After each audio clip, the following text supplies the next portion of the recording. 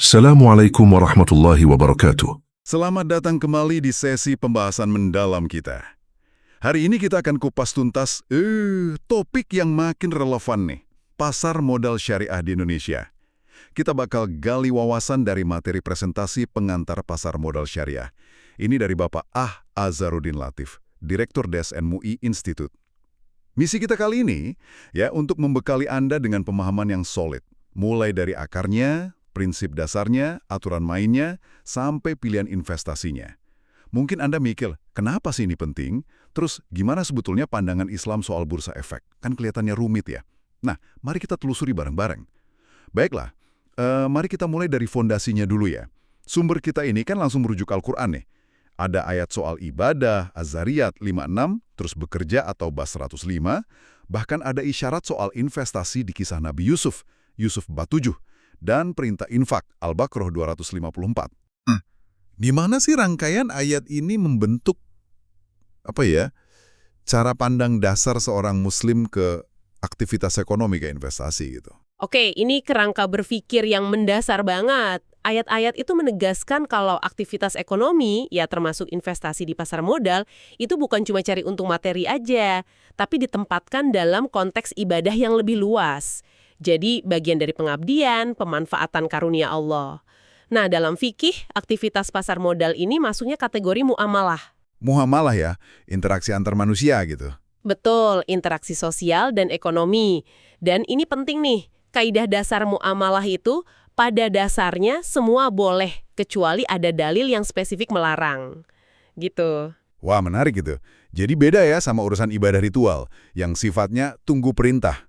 Kalau urusan ekonomi sosial ini malah lebih terbuka. Tepat sekali, kalau ibadah kan kebalikannya, semua dilarang kecuali ada perintahnya. Nah, fleksibilitas di muamalah ini, kunci kenapa instrumen keuangan syariah itu bisa terus berkembang, termasuk di pasar modal. Tapi, ya, diperbolehkan ini ada batasnya, koridornya jelas, nggak boleh nabrak sumber hukum utama, Al-Quran dan Sunnah. Proses memahami dan menerapkan ini untuk isu-isu baru kayak pasar modal modern itu melibatkan ijtihad. Ijtihad ya? Iya, upaya dari para ulama gitu. Oh iya, upaya sungguh-sungguh dari ulama yang punya kapasitas untuk menggali hukum syariat. Kalau soal ijtihad, karena ini kan penafsiran ya, berarti mungkin ada beda pendapat juga dong di antara ulama soal detail pasar modal syariah. Sangat mungkin, dan itu wajar kok dalam fikih muamalah. Ijtihad kan proses intelektual ya, jadi perbedaan metode atau pemahaman konteks bisa aja hasilin kesimpulan hukum yang beda di beberapa aspek. Tapi biasanya sih bedanya di detail operasional aja, bukan di prinsip dasarnya. Nah, adanya lembaga kayak DSN MUI itu ya tujuannya buat ngasih panduan kolektif, biar industri nggak bingung. Paham. Jadi ada landasan spiritual kuat, kerangka hukumnya fleksibel, tapi tetap ada prinsipnya. Oke, sekarang kita bedah lebih dalam yuk prinsip kunci yang jadi pagar atau rambu-rambunya. Sumber kita nyebut ada 7 pilar nih. Kita mulai dari yang paling dasar mungkin. Tauhid sama maslahah. Betul, 7 prinsip ini nyambung semua. Kita urai ya. Pertama, ya landasan utamanya tauhid. Keyakinan pada keesaan Allah. Artinya, semua aktivitas termasuk cari untung harus sejalan sama nilai ketuhanan. Investasi itu sarana, bukan tujuan akhir. Kedua, harus selalu mengacu ke maslahah. Maslahah? Kebaikan umum gitu ya? Iya, mendatangkan kebaikan dan manfaat, terus menolak kerusakan. Ini nyambung banget sama maqasid syariah, tujuan-tujuan dasar syariat Islam. Jaga agama, jiwa, akal, keturunan, dan harta. Jadi investasi nggak boleh bahayain 5 hal ini. Artinya, untung finansial aja nggak cukup ya. Harus ada pertimbangan dampak sosial, etis yang lebih luas, sesuai masalah itu.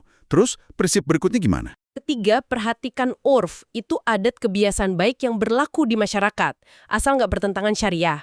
Ini nunjukin Islam tuh hargai praktek bisnis yang udah mapan, kasih ruang adaptasi lokal.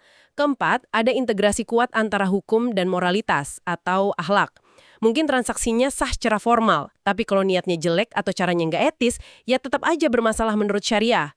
Kelima, jaga keseimbangan, tawazun, antara kepentingan individu, misalnya hak investor dapat hasil, sama kepentingan kolektif, kayak dampak industri ke lingkungan atau pekerja. Nggak boleh ada eksploitasi. Prinsip keseimbangan ini kedengarannya ideal ya. Tapi kan di pasar yang kompetitif gitu, apa nggak susah tuh jaga harmoni antara profit individu sama dampak sosial? Nah, itu memang tantangan. Tapi prinsip ini dorong pelaku pasar modal syariah buat setidaknya berusaha cari titik temu. Misalnya lewat screening saham yang nggak cuma lihat finansial, tapi juga tata kelola GCG dan dampak sosial lingkungan ESG. Walaupun ya implementasinya terus berkembang. Nah, prinsip keenam ini nih yang paling sering jadi sorotan. Pembeda paling jelas sama konvensional. Wajib mutlak hindari semua yang dilarang syariah. Ini dia nih, intinya. Apa aja larangan utama yang harus dihindari itu? Sumber ini rinci beberapa yang utama. Yang pertama dan paling fundamental, riba. Sederhananya, tambahan yang disyaratkan dalam pinjam-meminjam atau tukar barang ribawi tertentu dengan takaran atau waktu beda. Di pasar modal, ya hindari instrumen berbasis bunga kayak obligasi konvensional atau saham perusahaan yang utang bunganya kegedean. Oke, riba ya. Jelas itu. Terus Ada ghorar, ini ketidakjelasan atau ketidakpastian yang berlebihan dalam transaksi. Bisa soal objeknya, harga, waktu serah terima, atau akadnya. Tujuannya ya biar nggak ada yang rugi karena info nggak lengkap atau spekulasi ketinggian. Ini yang bedain investasi sama judi. Lalu maisir ini perjudian, transaksi yang untung ruginya cuma ngandelin nasib, bukan kinerja ekonomi real. Ghorar dan maisir. Agak mirip ya kesannya. Mirip tapi beda fokus. Maisir itu jelas judi untung-untungan murni. Garor lebih ke ketidakpastian elemen transaksinya yang bisa bikin salah satu pihak dirugikan secara nggak adil. Lanjut ya, ada tadlis. Penipuan, menyembunyiin cacat barang atau info penting. Transparansi jadi kunci. Terus, objek haram. Ya jelas, nggak boleh investasi di perusahaan atau aset yang bisnis intinya haram. Miras, babi, jasa keuangan ribawi, judi, pornografi, gitu-gitu. Ada juga zulm, kezoliman atau ketidakadilan. Dan ihtikar, nimbun barang kebutuhan pokok buat mainin harga. Daftarnya spesifik banget ya. Soal gharar tadi, kedengarannya agak tricky ya diterapkan di pasar modal yang sering volatil. Gimana bedain gharar yang dilarang sama resiko bisnis wajar? Pertanyaan bagus, ini memang area diskusi fikih yang dinamis. Ulama bedain antara gharar fahish, ketidakpastian berlebihan yang dilarang, sama gharar yasir, ketidakpastian kecil yang wajar dan susah dihindari. Contohnya, beli saham pakai analisis fundamental itu resiko bisnis wajar. Tapi kalau transaksi derivatif yang rumit banget tanpa paham aset dasarnya, nah itu bisa dekat ke gharar fahish. Batasan ini terus dikaji DSN MUI. Terakhir, prinsip ketujuh, investasi harus secara itkan, profesional, cermat, sungguh-sungguh optimal. Ini dorong tata kelola yang baik. Oke, 7 prinsip yang komprehensif. Sekarang, gimana prinsip ideal ini jadi aturan praktis di bursa kita? Sumber kita kan nyebut peran DSN MUI dan OJK. Gimana kerjasama keduanya? Sinergi mereka itu kunci operasional pasar modal syariah di Indonesia. DSN MUI isinya kan ulama ahli fikih muamalah ya, perannya netepin standar syariah lewat fatwa. Fatwa ini jadi panduan utama industri soal aspek agamanya. Sumber, kita nyebut fatwa DSM MUI nomor 40 tahun 2003, itu tonggak awal.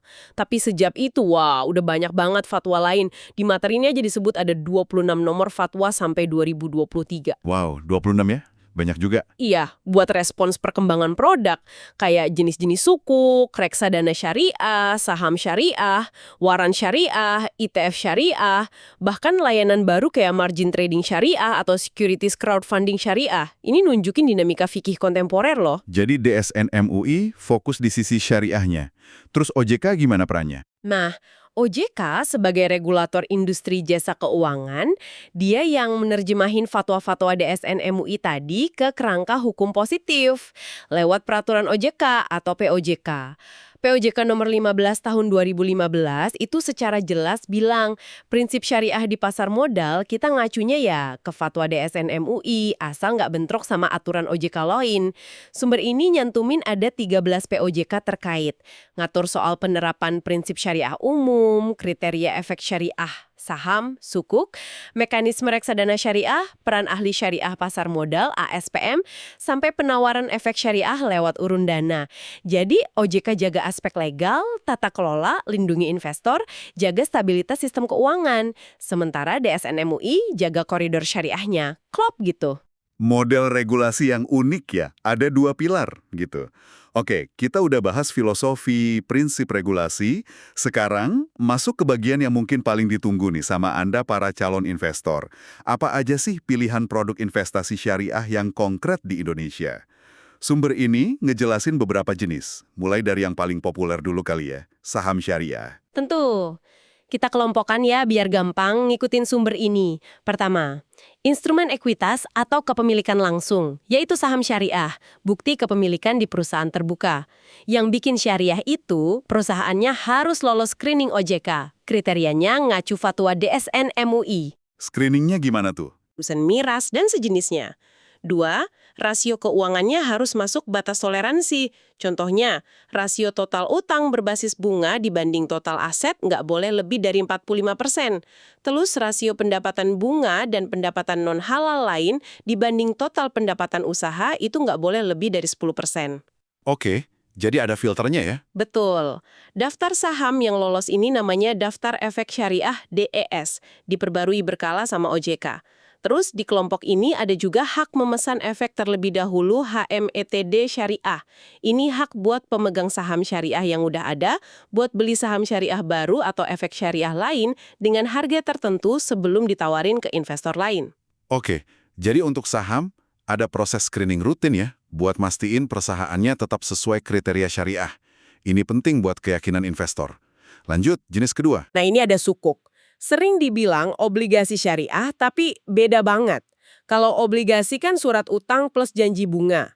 Kalau sukuk, itu sertifikat bernilai sama yang nunjukin kepemilikan Anda bareng investor lain atas aset atau manfaat aset atau proyek yang jadi dasar penerbitan sukuk. Istilahnya underlying asset.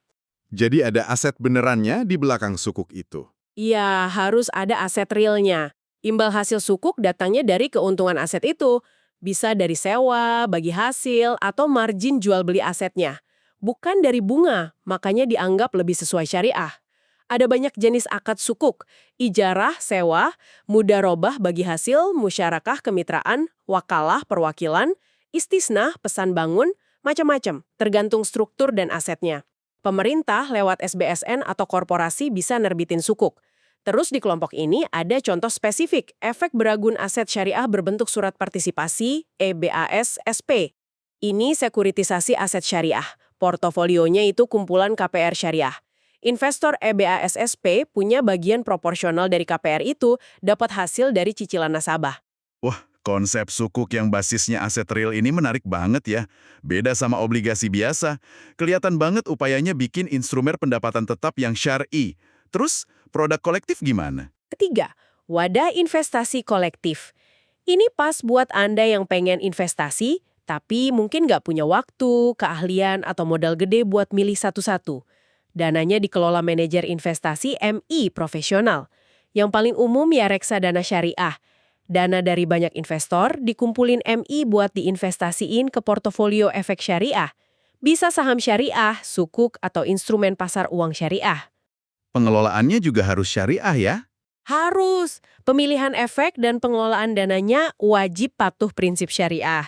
Diawasi juga sama Dewan Pengawas Syariah di MI itu.